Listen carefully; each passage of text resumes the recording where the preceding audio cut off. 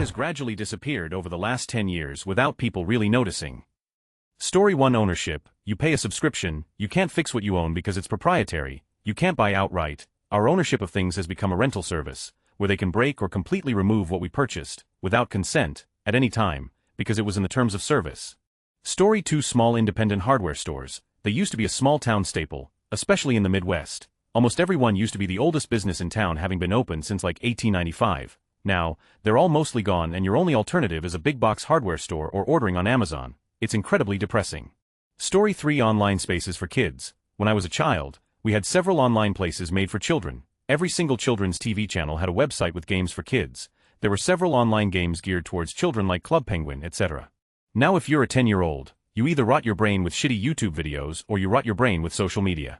Story 4. The convenience and accessibility promised by the internet of the 2000s and 2010s that is gradually taken away from us. I bought a season of a show on Amazon a few years back, and they seem to have somehow lost the rights to the original, so now I can only access the dubbed version, which I don't like. The show now is only available on a streaming service that doesn't exist in my country, so I got a VPN, only to find out that I can't pay for the streaming service without a credit card, so now I just order the box set again, like I would have done 15 years ago. It's not just the streamers. I remember when website loading times were the topic when talking about browsers, but now every website you open requires for you to take 2 minutes to close 5 legal questions and pop up "Do you want to register?" horseshit, with the excess hidden in different spots every time. There are ads everywhere, and even if you buy the premium version of things, there are still more ads within the content, all for you'd never buy. Places like YouTube remove functioning like and dislike features so that you can't tell what videos you can simply skip. Google also seems to be less efficient than it was 8 years ago, and finding anything online has become a chore. All new security measures they introduce just steal your time and life energy. You want to log into Netflix on your PC, but you can't, because it needs to be registered as a temporary device. They send you an email, but to open the email, they need you to enter a code they send to your phone, which is in the other room, so you go get it, and once you've entered the code and open Netflix, you forgot what you even wanted to watch in the first place. Don't get me started on all the updates everything seemingly needs to do every other week. Story 5. Small phones. Remember the pre-smartphone era when manufacturers raced to make phones smaller and smaller? Then the iPhone was launched and everyone thought it was too big at the time, but now even that looks tiny. Now even cheap smartphones are huge, like mini tablets, and barely fit into pockets. Story 6. In the least sarcastic sense possible, critical thinking and self-reflection. It's really a struggle to engage with people these days who aren't capable of putting their bias and personal beliefs aside to think big picture or critically about any issue. People just jump straight to personal insults, fallacies, and needing to feed their ego. Story 7. Childhood. As a parent, I feel fighting an uphill battle by keeping our screen-free kids need to be taught how to play, how to interact with other humans. They don't even go out to play with friends anymore. It's all online. Story 8. ISN. Weird. 10 years ago means 2015 and not 2010 or 2005. Physical checks as payment. I see less and less of those in my business. Cash was on its way out as well, but we have seen an increase in that. Story 9. People reading actual books in parks and public transport. It's a joy to see someone on the train with a book in their hands. I always smile and take a squiz at what they're reading and do a little squee if it's something I've read. Edit 1. Not saying people are illiterate, just noticing the move from physical books to device audiobooks. Edit 2. I'm Australian. Squiz. Look, give us a squiz, let me have a look. Story 10. Oh, hey race, a good one. Clowns. Quick backstory. I did social work for a bit and my guy liked clowns a lot. Would try to find clown-related stuff and it was impossible. Clowns in the traditional sense, children's entertainers, not creepy Pennywise art ones, have been pretty much completely phased out of American culture. There are more clown characters in TV shows, advertising, movies, parks, etc. You pretty much won't find clowns entertaining children's parties or charities. Think about how prevalent they were before like 2010. Ronald McDonald was one of the biggest mascots on the planet. He's not their spokesman anymore. Bozo was still incredibly popular. Lunette had a popular TV show. They were hired to do tricks for birthday parties. The Shriners had clown shows. After the remake of it and those viral creepy clown sightings, they were completely dropped by the public. The only depiction of clowns in the media now is the killer creepy clown trope. I think about this sometimes and it legitimately bumps out. Story 11. 1. Empathy. 2. Not sure how to word this, but just not being expected to interact socially. Like if someone texts me, it's expected that I get back to them ASAP and that I'm obligated to be available anytime my phone revives a ding. Back in the day, if you missed a call, you just call back when you can. I'm not sure if I'm making sense. I've been awake far too long already this morning.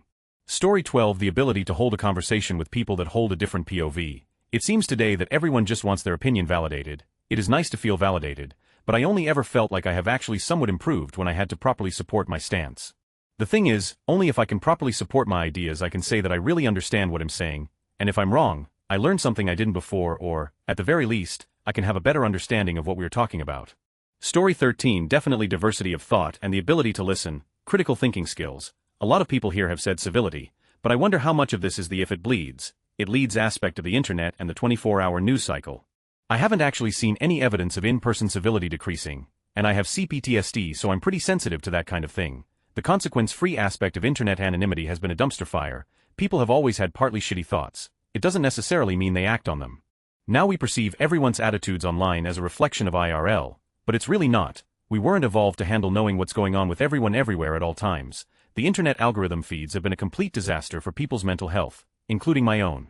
I nuked all of my social media last year and avoid the news and things I have no control over like the plague. I set YouTube to not track my history so it isn't screaming clickbait in my face every time I open it. Now, besides the right-hand column when I open a video which I resist looking at, I only see things I search for, which is mostly music and gear demos. I subscribe to the people I like to at least give them some support. Story 14, I live in Japan. Most of the stuff mentioned here is still alive and well in Japan. That's because Japan has been stuck in the year 2000 since the 80s. Story 15, not just 10 years but through the decades worker unions edit. It's funny how people yell Americacentrism. While this is also the case in the Netherlands, I don't see wolves, so they don't exist much. Story 16, the general decline of public services. It's become normalized for public health, schools, council-run services to all be worse, teachers, nurses, fire services all at breaking point and more cuts announced. All because we can't afford it. Someone's making money and it certainly isn't the working class. Story 17, fun hobbies. Everything is a side hustle or has developed an ultra-competitive pro scene that is so overly intimidating it just ruins the entire thing. Time. If you're not the best, you're worthless. GGNUB. No one wants to play with you. Nah bro, you're the one ruining it. Cringe much. Story 18, the concept of decades. Hear me out, this is a whole rant of mine. Before the turn of the century we talked about the passing of time in terms of decades. We had a shared, cultural understanding of what the 70s looked and felt like. And we all were nostalgic for the same things when we talked about 80s music or that 90s paper cup. As you read these things, the cultural meanings flash in your head, probably even if you weren't alive then. Then 2000 happened and we didn't know what to call that decade. Some people tried the aughts but that didn't stick. In 2010 some people tried the teens. But it wasn't the teens yet, still 10, 11, 12. By 2020 we were totally out of practice with decades, plus we had other stuff on our minds in 2020. Since then we've completely abandoned the idea of decades. The dominant model for people experiencing time together these days is generations. We're totally obsessed with generations now, exactly the way we were with decades back then. This is a problem. First of all, decades were a common, shared experience. We all were passing through those experiences together. We all know what 80s fashion looks like, even if the 80s predate you, whereas generations are fundamentally divisive. Now we have fights between Gen Z versus Boomer, as just one example. Hey race, another. Back in the early 90s when someone said something culturally obsolete, or fumbled with the early internet, would say welcome to the 90s. It was a fairly common expression for anyone not from then. Today the term for exactly the same expression is okay boomer. Actually it's nearly the same expression. Welcome to the 90s was like, come on join us, get with the times. Whereas okay boomer is you and your cohort are hopeless dinosaurs and all I can do with you is dismiss you. Again, one is inclusive, the other divisive. And then it used to be that we'd hit a new decade and it would feel new. It would feel like we were in the future. We had a chance to shed the previous decade and invent new. This is why 70s and 80s clothes were so different. These days my kid points and laughs at millennial fashion, which I understand means what people were wearing in 2004. Thing is, it's so subtly different from what people wear right now compared to 70s versus 80s. 2005 music is a lot like 2015 music, which is a lot like 2025 music, at least compared to the vast differences between say 60s music and 70s music. We no longer have this 10-year cadence of reinvention, and so cultural change has become a slow, subtle smear over the last 25 years. I think this is why time feels so weird lately, both hardly moving at all and also racing past. Decades gave us a framework for parsing time in chunks, for understanding it both as it passed and in retrospect.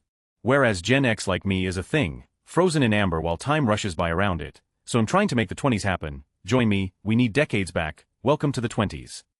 Story 19, reading material in waiting rooms. This leads most people to look at their phone or other device, even if they are trying to reduce screen time. I used to enjoy the variety of magazines and topics I wouldn't have at home. Story 20, sounds of the crickets. Fun fact, crickets, fireflies, etc. are all signs of healthy ecosystem and air. You still get these things in small towns in the Midwest, but in most big cities the air is so bad they're gone. Story 21, those huge PC cases that were all the rage. Most PC cases now are tiny in comparison. No need for multiple GPUs and optical drives anymore, so the cases have shrunk. Just took an old 3rd Gen i7 system apart in one of them, and forgot how much of a pain in the they were to work with. My back thanks you. Story 22, ownership. We used to own a physical CD, DVD. Now everything is a subscription. Want to use this feature in your car? Subscription. Want to watch these movies? Subscription. Music, subscription. Even renting is basically another form of a subscription. If I bought this car, I shouldn't have to subscribe to Jack to use any and all features of this car.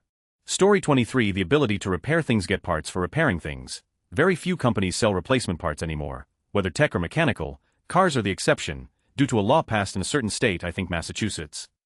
Everything is proprietary, and things are being programmed to reject replacement parts unless approved by the manufacturer. Even if they are OEM, the rabbit hole gets more depressing the further you go.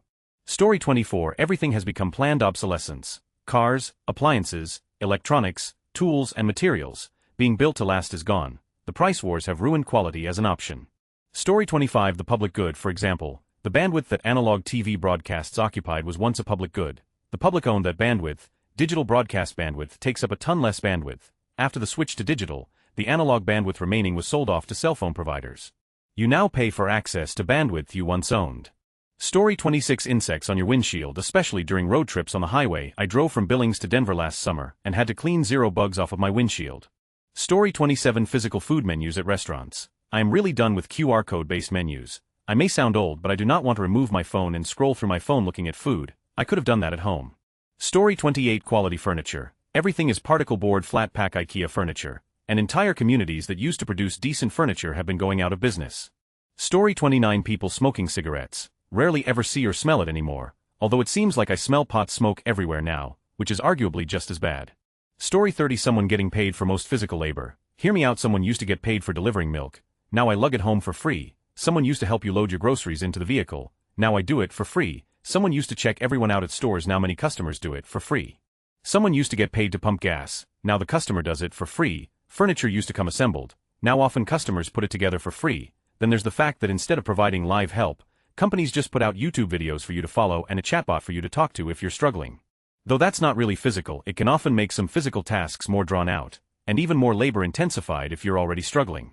When I'm really stressed and absolutely exhausted raising my large family, my mom often reminds me it's not because it's me, it's BC. Times really have changed, and I really am doing a lot of extra work that simply wasn't expected of folks years ago. Most of the tasks I listed are reoccurring tasks or necessities. My back is killing me. Which I have to say, probably wouldn't have been the case years ago. BC labor would have been paid, and within working hours only. I imagine I am not alone, and that overall health of common folk is declining due to the excessive amount of labor we do both at work and in our daily lives. Story 31. Bugs. When is the last time you had to clean your windshield because of bug splats? It used to be every time I stopped for gas. Now it's literally never. I think this one has probably been over more than the last 10 years, more like 20, but it's the first one I thought of. Story 32. Remember Blockbuster? Yeah, me neither. One day they were everywhere, and the next gone. It's wild how streaming just swooped in and made physical media feel like a relic. Story 33. Intelligence. For even the most minor inconvenience or challenge in the thinking process, people run to the internet. 12473291140. Most people are going to open the calculator app without even attempting to calculate it mentally. For creative projects or crafts, the first stop is internet for inspiration. And this has worsened even more recently because of AI. It's the hidden price we pay for the convenience. Story 34. Mechanical ability aptitude. Yep, I'm old school. My father made me observe changing the oil, patching the drywall, replacing the garbage disposal, so on, and I'm not referring specifically to younger generations. I live in a large retirement community. 910 of the people here don't even own a screwdriver. They have no clue on doing preventative maintenance and can't fix simple items, i.e., changing an AC filter with getting their wallets out. Sad self-reliance has disappeared. Story 35. Insects. Scientists believe we are on the cusp of the 5th mass extinction event in Earth's history, and it's because humans are speedrunning existence. Story 36. 24-hour pharmacies. My only local option now is a CVS where the pharmacy closes at 6 p.m. It's crazy hard to get scripts if you have a job far away and don't get out exactly at 5 p.m. Story 37. The preteen. Children are given unrestricted access to social media. They are able to see what teenagers are doing, wearing, and acting like. They go right from child to acting like a teenager in an instant. Girls don't want to go to Claire's anymore. They want Lululemon leggings and crop tops. Boys don't want to go outside or play with Hot Wheels. They want brand name shoes and iPhone games. It's sad. Story 38. Fireflies. I remember growing up in Missouri, we used to fill jars with them and they'd glow like a lantern. There were so many it looked like the stars didn't stop at the horizon line. Now we'll visit my hometown and see a handful flying around on a summer night, if I'm lucky. It's really eerie and it reminds me to cherish beauty when I see it because it could be gone tomorrow. Story 39. Big stereo sound systems. It used to be any time you visited a friend, their dad had one in the living room. I always wondered what all those layers were for, and what all the knobs and switches did. Like, you would have a whole layer that was just the equalizer. Story 40. Net neutrality. It's basically gone now, but it took years of legit sites getting pushed to the back of searches while Amazon and Shine get pushed to the front. unless you know the direct domain you're looking for, you'll get bogged down with garbage. Browsing the web just ain't what it used to be. Story 41. Hardly anyone has a sense of humor anymore. I used to be a humor writer. Used to be became pointless. Also, most people hardly have an attention span anymore. If you can't summarize a conversation into the equivalent of a small text either in person or on cell phone, they've lost interest in 20 seconds.